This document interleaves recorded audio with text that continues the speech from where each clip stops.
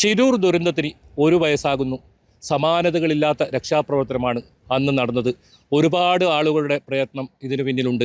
അത് എടുത്തു പറയേണ്ടത് KC വേണുഗോപാലാണ്. അതുപോലെ തന്നെ കർണാടക സർക്കാരാണ്.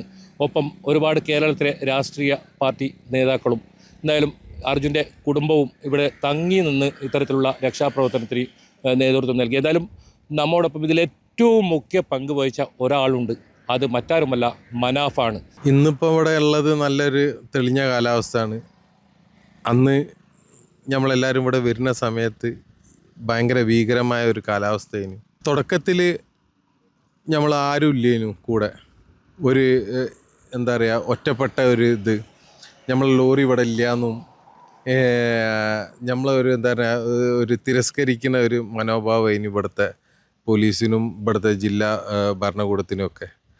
പിന്നീട് പോകെ കേരളത്തിലെ ജനങ്ങൾ ഇത് ഏറ്റെടുക്കുകയും ജനങ്ങളുടെ എല്ലാ സപ്പോർട്ടും ഉണ്ടായത് കാരണം ചാനലുകളെല്ലാം എത്തുകയും ചാനലും മറ്റുള്ള എല്ലാം ആയപ്പം എന്തായി പറഞ്ഞാൽ ഇവിടുന്ന് ഒരു ഐതിഹാസിക ഒരു പോരാട്ടം തുടങ്ങുകയും ചെയ്തത്. ഇവിടെ നിൽക്കുമ്പം മനസ്സിന് വല്ലാത്തൊരു വിഷമമുള്ള ഒരു സമയമാണിത്. ഒരു കൊല്ലമായി എന്ന് പറയുമ്പോൾ എത്ര പെട്ടെന്നാണ് ഒരു കൊല്ലമായത് എന്നുള്ള ആലോചിക്കുകയാണ്. ഇന്നേ വരെ സ്വതന്ത്ര ഇന്ത്യ കണ്ട ഏറ്റവും വലിയ ഒരു മനുഷ്യനും വേണ്ടിയിട്ടുള്ള തെരച്ചിൽ ഈ ഒരു ഭൂമിയിലാണ് നടന്നത്. അതൊരു നിശ്ചയദാർഢ്യത്തിൻ്റെ ഫലമാണ്. മലയാളികളുടെ ഒറ്റക്കെട്ടായതിൻ്റെ ഫലമാണ്. മലയാളികൾ ഒരു കാര്യത്തിന് ഇറങ്ങി പുറപ്പെട്ടാൽ അതിൻ്റെ ഒരു റിസൾട്ടാണ് അർജുനെ കിട്ടിയത്. ഒരുപാട് അടിയും ഒരുപാട് പരിഹാസങ്ങളും ഒരുപാട് വിഷമമുണ്ടായ ഒരു ഭൂമിയിലാണ് ഇപ്പം ഇവിടെ നിൽക്കുന്നത്. ആ ഒരു സന്ദർഭത്തിൽ ഇപ്പം ഇങ്ങനെ ഓരോന്ന് മനസ്സിലിങ്ങനെ മിന്നി മാഞ്ഞി വരികയാണ്. ഇവിടെ ഉള്ള ഓരോ ഘട്ടത്തിലും നമ്മളെ തെരച്ചിലിങ്ങനെ നിൽക്കുമ്പോൾ പിന്നെ രണ്ടാമത് ഇത് തെരച്ചിൽ തുടരണം എന്നുള്ളത് ഒരു മനുഷ്യന് കഴിയാവുന്നതിൻ്റെ പരമാവധി പ്രയാസങ്ങൾ അനുഭവിച്ചിട്ടാണ് ഈ ദൗത്യം കംപ്ലീറ്റ് ചെയ്തത്. ഇതിൻ്റെ പിന്നിൽ ഒരുപാട് ആളുകൾ, ഒരാളെ പേര് പറയുന്നതിനെക്കാട്ടി ഒരുപാട് ആളുകൾ, പ്രത്യേകിച്ച് മലയാളി ചാനലുകൾ, മനുഷ്യർ, രാഷ്ട്രീയക്കാർ, ഉദ്യോഗസ്ഥർ, ഒരുപാട് ആളുകളുടെ സഹായം ഉണ്ടായിട്ടുണ്ട് ഈ ഒരു ദൗത്യം കംപ്ലീറ്റ് ചെയ്യാൻ. ഇന്ത്യയിൽ ഇത്രമാത്രം ഫെസിലിറ്റികൾ ഉപയോഗിച്ച് തെരച്ചിൽ നടത്തിയത് ഇത് മാത്രമാണ്. ഇന്ത്യയിൽ നമ്മളെ മനുഷ്യരെല്ലാവരും കേൾക്കണ എല്ലാ തരത്തിലുള്ള ഉപകരണങ്ങൾ കൊണ്ടുവന്ന് തെരച്ചിൽ നടത്തി.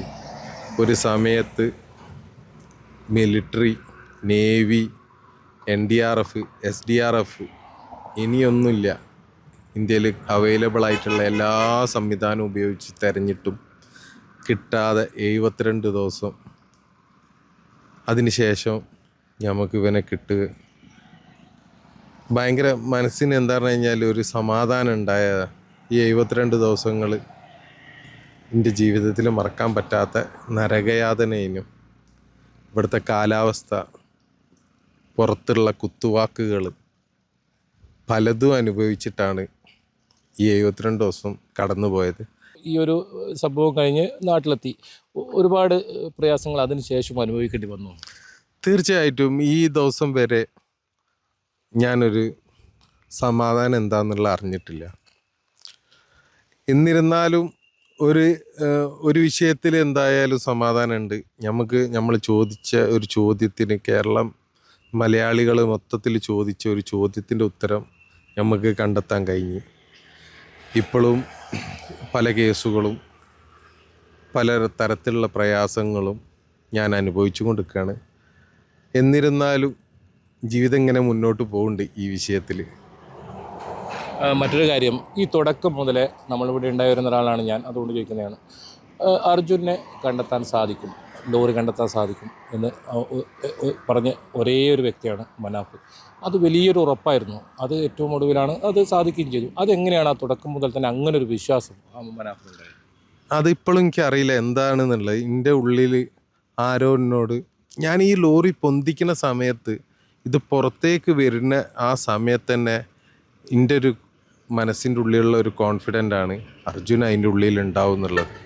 ഞാൻ ആ ലോറി നോക്കാതെ തിരിഞ്ഞു നിന്ന് പറഞ്ഞ ആളാണ്, അതിൻ്റെ ഉള്ളിൽ അർജുനുണ്ട് നോക്കിക്കാളിന്ന്. എന്നിട്ട് പോലും ഈ ഡഡ്ജറിൻ്റെ മുതലാളി അതിൻ്റെ ഉള്ളിൽ പരിശോധിച്ചിട്ട് പറഞ്ഞ് അർജുനില്ലാന്ന്. അപ്പോഴും ഞാൻ ആ ഉച്ചത്തിൽ അദ്ദേഹത്തോട് പറഞ്ഞതാണ്, ശരിക്കും ഒന്ന് തപ്പി അതിൻ്റെ ഉള്ളിൽ അർജുനുണ്ടാവും. അതേമാതിരി തന്നെ സംഭവിച്ച്. ഞാൻ അത് ആരും എന്നെക്കൊണ്ട് പറയിപ്പിച്ചെന്നുള്ള അറിയില്ല. ആ സമയങ്ങളിൽ എന്നെ ഉറങ്ങാതെ വേട്ടയാടിയ ഒരു ഒരു സ്വപ്നം ഇനിയും അത് ഒരു വിശ്വാസമാണ് അതിൻ്റെ ഉള്ളിലുണ്ട് എന്നുള്ളത്. അതുപോലെ തന്നെ ഞാൻ ന്യൂസ് 18നോടും പറയാനുള്ളത്, ആദ്യം മുതലേ ഒറ്റക്കെട്ടായിട്ട് നിങ്ങൾ നിന്നതിനോണ്ട്, അതുമാത്രമല്ല നമ്മളെല്ലാവരും പറഞ്ഞതിൻ്റെ ഒരു കാര്യമാണ്, ന്യൂസ് 18 അടക്കമുള്ള ആളുകൾ പറഞ്ഞാണ് ജഗന്നാഥൻ്റെ കടൻ്റെ പിന്നിൽ പരിശോധിക്കണം എന്നുള്ളത്. അവസാനം അവിടുന്ന് തന്നെ കിട്ടി. കേരളത്തിലെ ചാനലുകളായ എല്ലാ ചാനലിനോടും എനിക്ക് അത്രയും കടപ്പാടുണ്ട്. കാരണം എന്ന് പറഞ്ഞു കഴിഞ്ഞാൽ ഇവിടുത്തെ കാലാവസ്ഥ, ഇപ്പം ബൈജേട്ടനായാലും ഇവിടെ ആ ദിവസങ്ങളിലൊക്കെ വളരെ മോശപ്പെട്ട ഒരു കാലാവസ്ഥയിൽ മഴ, വെയിൽ, ഈ മഴകളൊക്കെ കൊണ്ടിട്ട് സുഖമില്ലാതായിട്ട് പോലും നിങ്ങൾ ചാനലുകാരെല്ലാവരും ഒറ്റക്കെട്ടായിട്ട് നിന്ന്, അതൊരു എന്താ പറയുക, മലയാളത്തിൽ ഇന്ന് വരെ കേരളത്തിൽ കണ്ട ഏറ്റവും വലിയ ഒരു ഐതിഹാസിക ഒരു പോരാട്ടം തന്നെയും. ഞാൻ ഒരാൾ പോരാടിയെന്നല്ല, നമ്മൾ മൊത്തം കേരളം മൊത്തം നിന്ന് ഒരാൾക്കും വേണ്ടി പോരാടിയത്. തുടക്കത്തിൽ ഉണ്ടായ ഒരു ആക്ഷേപം, അത് മനാഫിന് വേണ്ടത് അർജുനല്ല ലോറിയാണ്. എന്താണ് ആ ലോറിയുടെ ഒരു അവസ്ഥ ഇപ്പോൾ? ലോറി ഞാൻ അന്നേ പറഞ്ഞതാണ്, ആ ലോറി പൊന്തിച്ച പാടന്നെ ആ ലോറി അവിടെ തന്നെ ഇട്ടാളാണ്. നമുക്ക് ആ ലോറി ആകെ ഉള്ളത് ഒരു 48 ലക്ഷം റുപ്യൻ്റെ ലോറിയാണ്. ആ ലോറിനെക്കാട്ടും എത്രയോ വില മതിക്കുന്നതാണ് അതിലെ ജീവനക്കാരൻ. അദ്ദേഹത്താണ് ഏറ്റവും വലുത്. അതിന് ഇതൊരു ഘട്ടത്തിൽ ശിരൂർ ദൗത്യം ഡഡ്ജറിന് 1 കോടി റുപ്യ ചിലവാകുന്നു കർണാടക ഗവൺമെൻറ് മന്ത്രിസഭാ യോഗം കൂടിയിട്ട് 1 കോടി റുപ്യ അനുവദിക്കാനാവില്ല എന്ന് പറഞ്ഞ ഘട്ടത്തിൽ ഞാൻ എൻ്റെ സ്വന്തം വീട് പോലും വിറ്റിട്ട് 1 കോടി റുപ്യ കൊണ്ടുവരാമെന്ന് പറഞ്ഞതാണ്. അപ്പോൾ അത്രയും എന്താ പറഞ്ഞു കഴിഞ്ഞാൽ, അപ്പോൾ ജനങ്ങൾക്ക് പിന്നീടുള്ള ചില ആളുകൾക്ക് 1 കോടി റുപ്യേനേക്കാളും വില മതിക്കുന്ന എന്തോ ഒന്ന് ഇതിലുണ്ട് എന്നുള്ളതായി. ഞാൻ വിചാരിച്ചു അതോട് കൂടിയിട്ട് ആ ആരോപണങ്ങളൊക്കെ നിൽക്കുന്നു. പിന്നീട് 1 കോടിയേക്കാളും വില മതിക്കുന്ന എന്തോ ഉണ്ട് എന്നുള്ളതായി. പക്ഷേ എന്താ പറഞ്ഞു കഴിഞ്ഞാൽ, മനുഷ്യ ജീവന് 1000 കോടിയേക്കാളും വില മതിക്കും എന്നുള്ളത് ഇപ്പോഴും ചില ആളുകൾക്ക് മനസ്സിലായിട്ടില്ല. നമ്മൾക്കിപ്പോൾ ആ ലോറി നമ്മളെ കയ്യിൽ ഇപ്പോൾ ഇവിടെ നിന്ന് എടുത്ത് ഇവിടെ ഒരുപാട് കാലം ഇവിടെ കിടന്ന് ഈ റോഡ് തടസ്സപ്പെടുത്തി, അതിൻ്റെ പേരിലും കേസിൻ്റെ പേരിലുണ്ട്. ഇപ്പോൾ ആ ലോറി കൊണ്ടുപോയിട്ട് ഒരു വർക്ക്ഷോപ്പ് കൊണ്ടുപോയിട്ടിട്ടുണ്ട്. അതൊരു ഓർമ്മയാണ്. അത് കുറച്ച് കാലം കഴിയുമ്പോൾ നമ്മൾ നന്നാക്കിയിട്ട് അതേമാതിരി തന്നെ ആക്കിയിട്ട് ഇനി തിരിച്ച് ഇറക്കണം. അതിന് എന്താ പറയുക, പുതിയ ലോറി വാങ്ങണേക്കാട്ടും ചിലവുണ്ടാവും. എന്നാലും കുഴപ്പമില്ല. കാരണം എന്ന് പറഞ്ഞു കഴിഞ്ഞാൽ അതൊരു ഓർമ്മകൾ ആണ് ആ ലോറി. അത് ഒരുപാട് കാലം ഇനിയും ഈ റോഡുകളിലൂടെ ഓടണം. ഇപ്പോൾ ഈ ഗംഗാവലി പുഴയുടെ തീരത്താണുള്ളത്, അർജുനയും ലോറിയും ലഭിച്ച ആ സ്ഥലത്താണുള്ളത്. ഏറ്റവും അവസാനമായി വൈകാരികമായി തോന്നുന്ന ഒരു ബന്ധം എന്താണ് പറയാനുള്ളത്? എൻ്റെ മരണം വരെ ഈ ഗംഗാവലി പുഴ ഞാനും തമ്മിലുള്ള ഒരു ബന്ധമുണ്ട്. ശിരൂരിൽ ഞാൻ നിന്ന ദിവസങ്ങളിലൊക്കെ വൈകുന്നേരം ഗംഗാവലി പുഴയോട് പറയലുണ്ട്, ഞാൻ ഒരു ശത്രുവായിട്ട് കണ്ടതേനു ഗംഗാവലിപ്പുഴനോട്. ഗംഗാവലിപ്പുഴയിൽ എപ്പോഴും ഞാൻ പറയും, ഇന്ന് ഗംഗാവലിപ്പുഴ ജയിച്ച്, കാരണം ഇന്ന് അർജുനെ കിട്ടിയില്ല, പക്ഷെ ഞാൻ നാളെ വീണ്ടും വരും. അങ്ങനെയുള്ളൊരു പോരാട്ടേന്. ഒരു ദിവസം ഗംഗാവലിപ്പുഴനോട് ഞാൻ പറഞ്ഞു, ഇന്നത്തോടു കൂടി അർജുനെ കിട്ടി, നമ്മൾ ജയിച്ച്. ഇതൊരു വല്ലാത്തൊരു എന്താ പറയുക, ഹൃദയഭേദകമായ ഒരു മൂമെൻ്റാണ്. ഈ ഇതിലുള്ള ഒരു കല്ല് പോലും ഞാൻ ചവിട്ടാത്തതുണ്ടാവില്ല. ഇതെന്താ പറഞ്ഞു കഴിഞ്ഞാൽ, ചില അപകടങ്ങൾ ഒരുപാട് ആളുകളുടെ ജീവിതം മാറ്റിമറിക്കപ്പെടും. അർജുൻ്റെ വീട്ടുകാർക്ക് ഒരു എന്താ പറയുക, മകനെ നഷ്ടപ്പെട്ട്, അതൊന്നും നമുക്ക് എത്ര പണം കൊടുത്താലും തിരിച്ച് അവർക്ക് കൊണ്ടു കൊടുക്കാൻ കഴിയൂല.